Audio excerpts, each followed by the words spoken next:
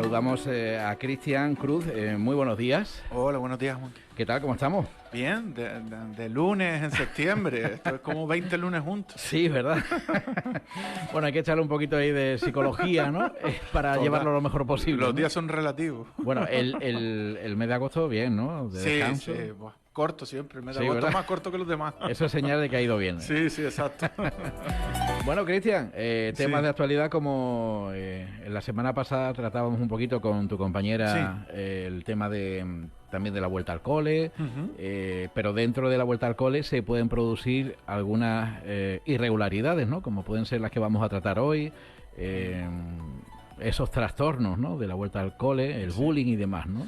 Claro, la vuelta al cole es un proceso en sí, pero es la vuelta a una realidad donde podían haber unos problemas que pararon en junio, de antes de verano, y es verdad. Y vuelven a tocar puede volver a tocar ese tipo de problemas, exactamente. Que se pueden continuar del Claro. curso anterior Claro, claro. O aparece.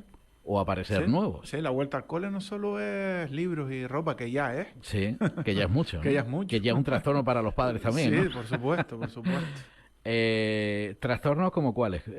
Hablamos de que, por ejemplo, el cambio escolar, hay diferentes tramos de edades infantiles, o sea, lo que son los pequeños que vuelven por primera vez, o más que volver, inician el curso escolar por primera vez. Sí, Después la edad media, quizás, ¿no? Los adolescentes, que Sí. también son a veces suponen muchos problemas, ¿no? A la hora de incorporarse, sobre todo, ese paso de la primaria a la secundaria, ¿no? sí, eso es un brinco abismal. Acostumbrados a ser los mayores de los más pequeños, a pasar a un rango de edad donde los cambios son rapidísimos y muy radicales Ujú. y un poco vertiginosos los cambios, ¿no? Sí, hay que entender ese proceso. El primero, la ESO es uno de los cursos más duros para un niño por el cambio. Y a los pequeños básicamente es un proceso de adaptación que lleva todo menor, ¿no? Sí. El niño tiene que estar ya entrenado de casa para adaptarse a ciertos cambios, ¿no? Hoy en día los niños tienen que afrontar muchas cosas que los obligan a salir de la burbuja, ¿no? Y al final tenemos que recordar lo importante que es el colegio en la figura de un niño en los primeros años de vida, porque lo que más aprende ahí es socializar, ya no habilidades cognitivas para el aprendizaje de la educación, ¿no? Ya no hablamos solo de lectura, sumar, restar, sino lo importante que es tan pequeño que aprende a socializar y a adaptarse, a pasar horas sin estar en la falda del padre o de la madre, a tener una referente de autoridad que acaba de conocer como es la profesora, ¿no? A socializar con niños de su edad. Eso ya es una base de algo que va a ser eterno para el niño. Pero vamos, es un proceso de adaptación, pero se supone que estamos preparados para que el niño la afronte, ¿no? Y los profesores tienen habilidades cuando siempre hay algún niño que por X razón el proceso de adaptación es más difícil. Hay profesores que pueden compensar un poco, ¿no? Con las habilidades. Pero realmente los cambios más duros lo vemos en los niños que ya estuvieron en el colegio, no en todos, porque hay muchos que incluso desean la rutina, porque tenemos que hablar que el colegio por un niño tiene muchos aspectos positivos, ¿no? Al final está siempre en compañía, socializando, jugando, comunicándose, riéndose, intercambiando ideas, hablando de temas de ellos de interés, sea lo que fuera, ¿no? Fútbol y demás, deportes, etcétera. Pero es verdad que cuando el colegio va mal, el cambio es radical, ¿eh? Porque el verano supone un descanso. Para que lo entienda un adulto, un trabajo que te va muy mal, el momento de descanso de las vacaciones, eso es un alivio, eso es un remanso, eso es un parar y aliviarte. Cuando el colegio para un niño va mal, es como el verano es como una escapada desesperada, por fin esto va a parar y puedo descansar un poco. Entonces la vuelta al cole supone volver a afrontar el punto donde lo dejó previsiblemente, si sigue el mismo curso, mismo colegio, y claramente el cuerpo y la cabeza responde ante esa situación de estrés, ¿no? Y las más graves siempre son las que suponen el acoso, ¿no? Escolar, porque el acoso escolar crea un gran porcentaje de los problemas que puede tener un niño a la vuelta al cole, ¿no? El acoso puede ser activo, más activo, ¿no? O más pasivo. Activo entendemos por cuando media la agresión o la violencia, ¿no? Agresión física, verbal. Pasivo cuando lo que media es el dejar de lado, el despreciar, el aislar, el abandonar en el grupo, renegar de un compañero y demás, ¿no? Y los dos tienen sus secuelas. Eh, si nos vamos a al trastorno más estricto ligado al colegio, hablamos de la fobia escolar, que es cuando un niño tiene pánico en la entrada del colegio, ¿no? ¿Y qué produce esa fobia, Cristian? Es tal cual lo que describe. Fobia escolar, síntomas de ansiedad, que pueden ser incluso de pánico, en el momento de la entrada al colegio. Entonces el niño se niega rotundamente a entrar al colegio y puede sufrir síntomas de ansiedad físicos, como desmayos, vómitos, problemas gastrointestinales, no comer, no dormir, periodos de insomnio, ataques de ansiedad, ataques de pánico y los síntomas mentales de la ansiedad, ¿no? La rumiación constante, ese terror a entrar, hay niños que se llegan a orinar encima, y hay niños que ellos inocentes, inconscientemente, pues para protegerse y a veces no se resisten tanto a esos síntomas para que ese síntoma le permita no entrar al colegio, ¿no? Eso es lo más extremo que hay, ¿no? La fobia escolar, un gran porcentaje de la fobia escolar se debe o a un problema en la relación con el profesor o principalmente a la situación de acoso, que puede ser activo o pasivo. Ya después vamos a otros problemas que también pueden limitar en la entrada al colegio del niño, ¿no? Hablamos de ansiedad social en sí, generalizada, ¿no? Ansiedad y de situaciones sociales, ¿no? Mucha vergüenza, mucho temor al ridículo, aislarse en clase, pues eso también suele estar acompañado a veces de situaciones de acoso, a lo mejor más pasivo, ¿no? No siempre, pero sí suele estarlo.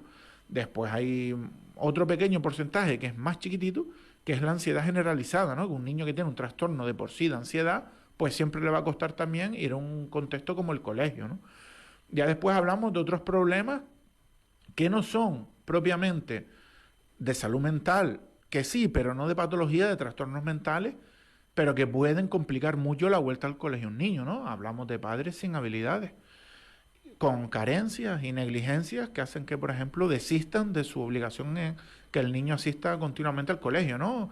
Lo que hablamos ya de asentismo, periodos en los que el niño deja de ir, llega tarde por desistir los padres, por carencias físicas que hay en la casa, por... Poca responsabilidad, ¿no? Una de las causas, no todas, hay muchas causas por las cuales hay asentismo, por ejemplo, en Canarias, muchas. Te puedo hablar de cientos, hasta incluso de trabajo infantil, hay casos a día de hoy en Canarias. Pero la falta de responsabilidad de un padre es básica. Cuando un padre desiste en cumplir con esa responsabilidad, es una falta de responsabilidad, claramente. Y eso influye mucho en el proceso de adaptación del niño. Cuando ve que todos los niños están hiperadaptados a la clase y él se está quedando atrás. No solo en el material del profesor, sino en su adaptación, en su puesto en clase, en su socialización.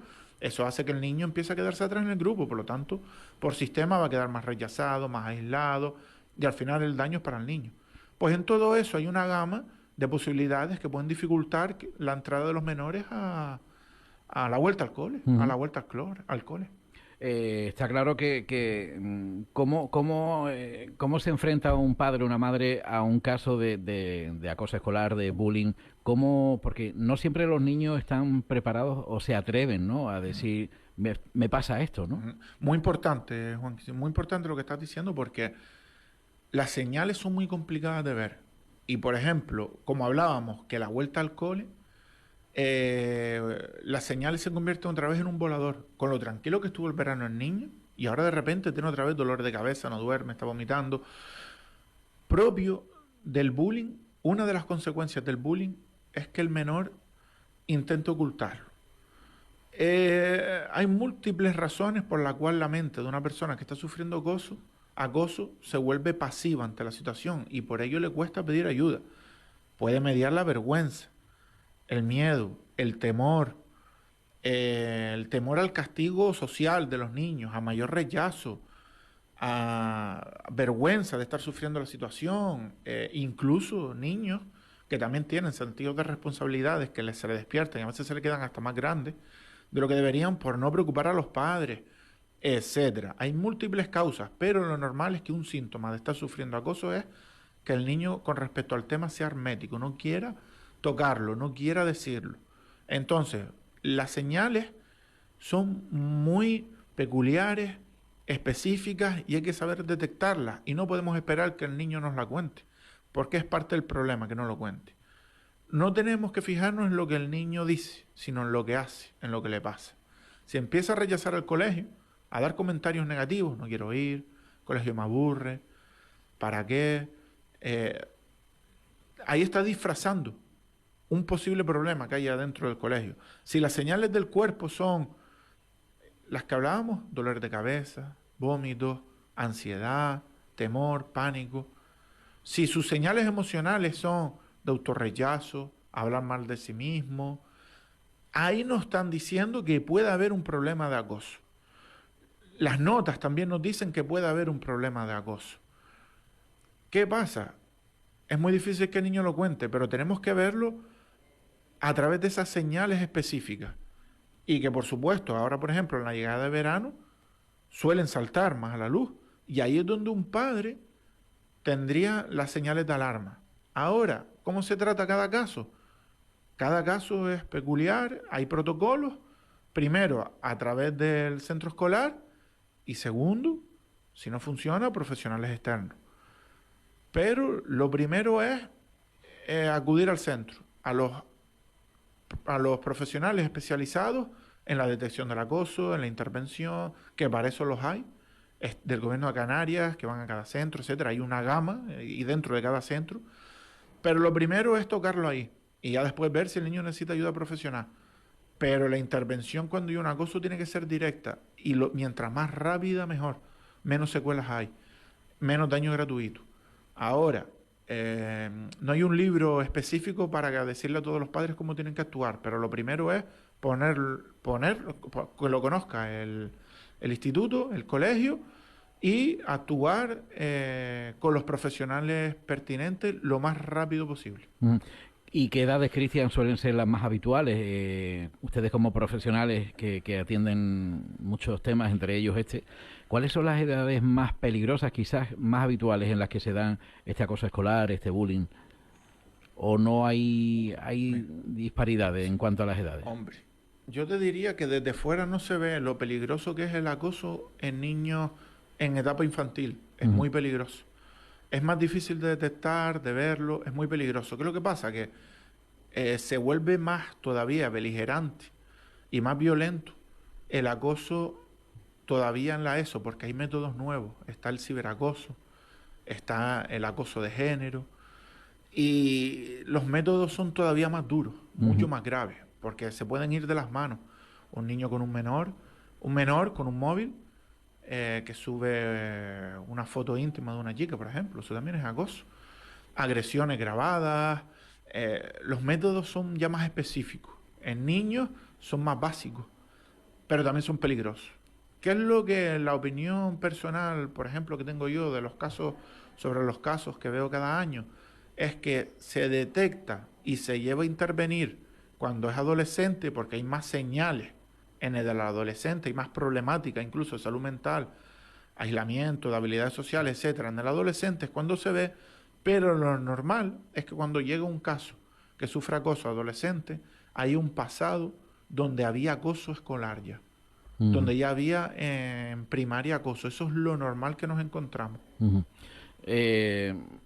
Una solución, porque está la solución profesional, pero después una recomendación para los padres para evitar que se produzca esto. Sobre todo, algo que yo veo que avanzó mucho y ha cambiado el acoso, que por ejemplo el que vivíamos nosotros en nuestra época, que también lo había, pero era distinto, era muy duro, y era distinto, no se detectaba. Yo me acuerdo, y cuando hablo con compañeros a día de hoy, mayores, yo por ejemplo me crié en un barrio en Las Palmas, donde el acoso era lo lógico y lo normal, y todos tenían que pasar por ahí, y eran casos muy sangrantes que ahora uno de adulto es consciente, antes estaba normalizado.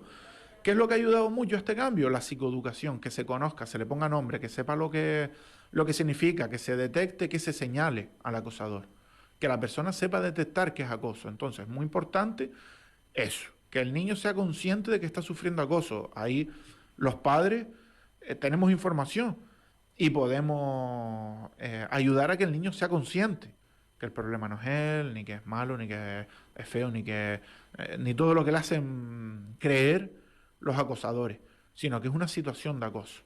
Primero, te digo, para solucionarlo, Juan, que hay una gama enorme. Hay una gama enorme. Yo primero intentaría las soluciones más formalizadas, que es a través del instituto. Las más profesionalizadas, que son a través de psicólogos. Pero yo he visto métodos de todo tipo para resolver el acoso, desde deporte, que hace recuperar al niño la autoestima, seguridad en sí mismo, como por ejemplo las artes marciales, sin que el niño lo use. He visto todo tipo de salidas que le dan al niño, salidas individuales, personales, como es por ejemplo crecer en un deporte, la lucha canaria, por ejemplo, cómo rompe ese estigma que tiene el niño, coge confianza, deja atrás esos prejuicios que tienen hacia él, como por ejemplo el gordo, etcétera, etcétera, etcétera, y se crece el niño y recupera su estatus en la clase, como quien dice, su respeto y demás, su confianza en sí mismo. Hasta yo he llegado a ver soluciones super heavy, que por supuesto yo no puedo promover, pero las he visto como soluciones que a mí me han llegado a decir una madre, un niño en una sesión: Cristian, ¿qué le dijiste al niño que lleva 5 años sufriendo acoso de la misma persona? Llegó al día siguiente a clase, a la primera que le hicieron, le tiraron del pelo, algo así, ya en el instituto, el chiquillo se viró, le metió un machangazo y le fracturó la mandíbula al acosador.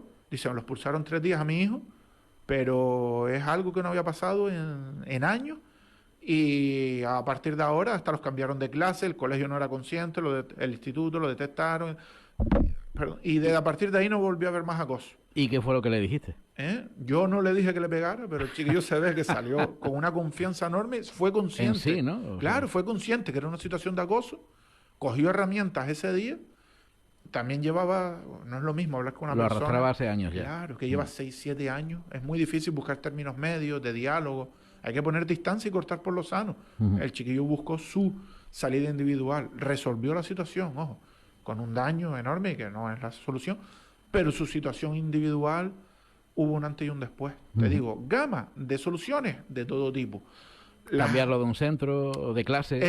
Son las últimas que se suelen dar, pero también se dan. Ahí es cuando ya fallan muchas cosas fallan.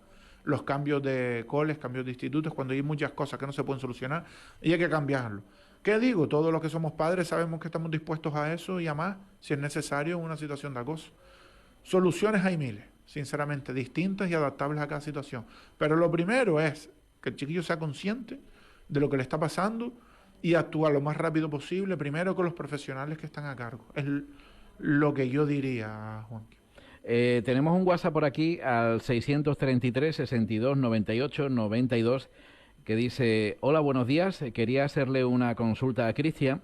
Resulta que mi hijo ha empezado el curso un poco preocupado porque le ha tocado en un entorno de amigos, entre comillas lo de amigos, no muy buenos. Él, según me comenta, quisiera salir de ese grupo, pero está sentado junto a ellos. ¿Qué puedo hacer?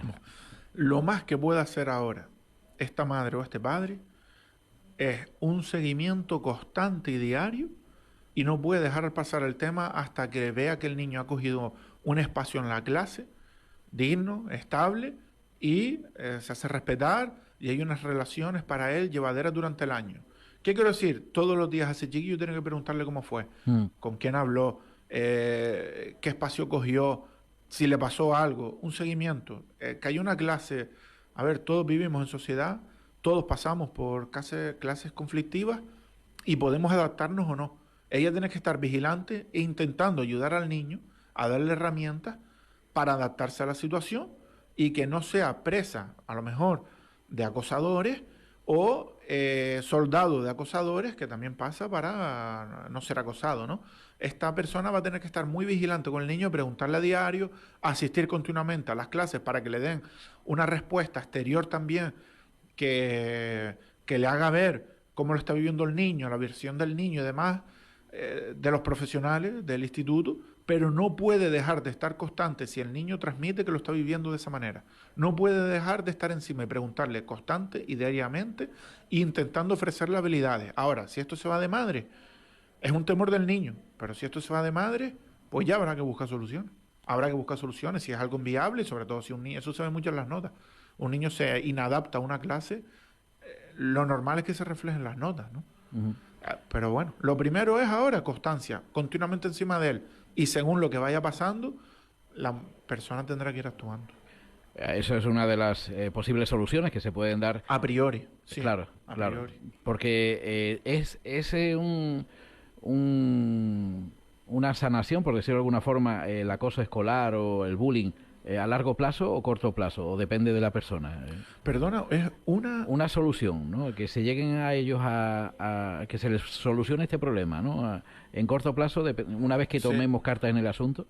sí, depende del tipo de intervención. Yo he visto intervenciones, te digo, hay muchos profesionales dedicados a esto, ¿eh? Yo he visto Y dependiendo, me intervenciones, imagino, la gravedad del tema también, ¿no? claro, la gravedad y los factores protectores que tenga el caso. No es lo mismo un niño que no tiene ningún área en su vida estable a la que aferrarse y generar una autoestima saludable, como por ejemplo un niño que sufre acoso, pero tiene, por ejemplo, un deporte en el que le va muy bien, está muy integrado, tiene otras redes y demás.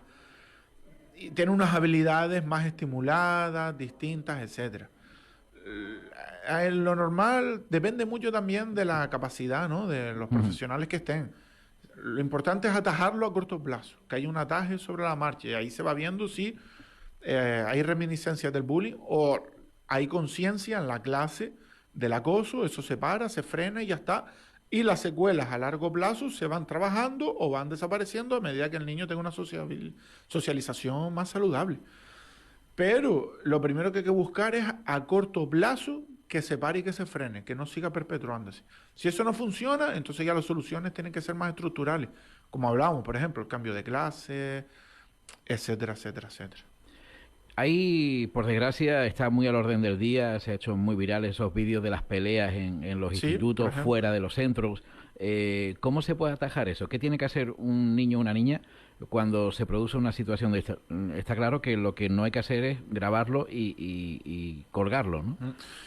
Aquí las cosas serían distintas si los niños fueran conscientes del delito que están cometiendo al grabar. Aquí falta mucha psicoeducación, que es conocimiento de causa de lo que están haciendo, ¿no? Si los niños fueran conscientes del tipo de delito en el que pueden incurrir, eh, no habría tantas grabaciones. Es un delito eso. Claro, claro, ahí Pero son, a veces son, la mayoría de las veces son menores, son ¿no? menores, exactamente, son Ujú. menores. ¿Qué es lo que pasa? Realmente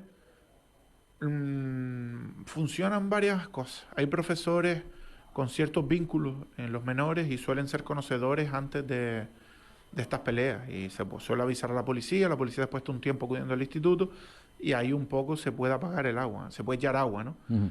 Pero realmente mm, l- yo desde mi punto de vista creo que falta recursos Ujú. porque desde que una pelea está grabada y se ve como hay una exhibición de violencia, yo creo que con todos esos menores tiene que haber una intervención momentánea, momentánea. No le podemos pedir a menores que no estén involucrados en la pelea que se metan a separar.